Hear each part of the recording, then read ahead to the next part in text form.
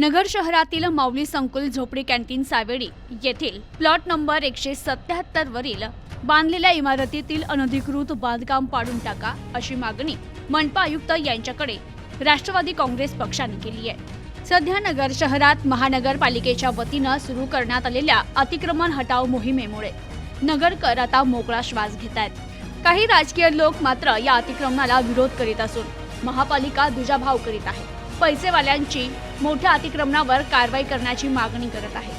महापालिका प्रशासनाने देखील कारवाईला सुरुवात केली आहे। शहरातील माऊली संकुल झोपडी canteen Savedi survey number 175F plot number 177 वरील बांधलेल्या इमारतीतील अनधिकृत बांधकाम पाडून टाका। या ठिकाणाहून अतिक्रमण काढण्यास सुरुवात करावी। संबंधित इमारतीत मंजूर नकाशातील पार्किंग मध्ये अनधिकृतरित्या कमर्शियल गाळा म्हणून वापरण्यात येत असून या अतिक्रमणामुळे इमारतीतील ग्राहक आणि विक्रेते पार्किंगची सोय नसल्यामुळे वाहनं रस्त्यावर उभी करतात। त्यामुळे वाहतुकीस मोठा अडथळा निर्माण होतोय।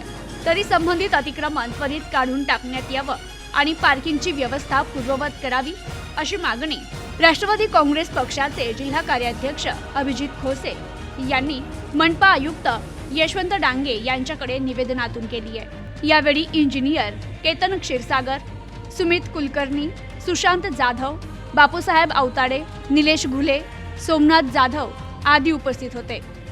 Bureau report, news today 24।